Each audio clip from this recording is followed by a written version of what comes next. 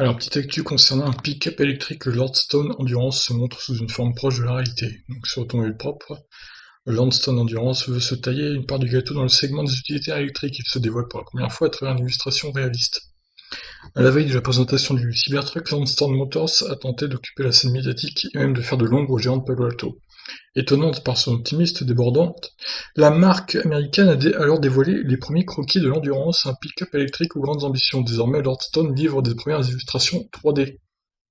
Pour donner du poids à son projet et gagner la confiance du public, Lordstown Motors livre donc un aperçu toujours virtuel certes de l'Endurance, l'occasion de se familiariser avec les dimensions et les formes de pick-up, à des années-lumière du coup du crayon hystérique du Cybertruck. L'Endurance adopte une forme plus conventionnelle, à l'exception de sa calandre pleine et des jantes qui laissent apparaître les moteurs électriques. Les 4 unités installées proposeront une puissance totale de 608 chevaux, permettant à l'utilitaire de viser de 0 à 100 en 5 secondes 5, et la vitesse maximale bridée à 80 miles/h, soit 128 km/h. Oh bah dis donc, ils l'ont bridé pas très vite, hein. 128 c'est pas énorme, hein. Ça laisse pas une grande marge pour doubler. Étonnant. La capacité de batterie n'a toujours pas été précisée, mais elle devrait supporter la charge pendant 402 km EPA. La recharge lente AC est donnée pour 10 heures. Donc oui, en gros il y aurait 70 kWh quoi, voire 75.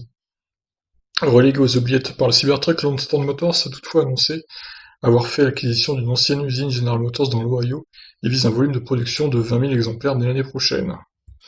Moi, je suis un peu étonné que la recharge ne dure que 10 heures si vraiment il y aurait une batterie de 70 kWh, ça me paraît pas beaucoup hein, pour un tel engin pour 402 km EPA, sachant que 402 km EPA c'est environ 450 WLTP quoi. Bon, peut-être qu'ils ont une incroyable efficience, hein, qui sait, on verra bien.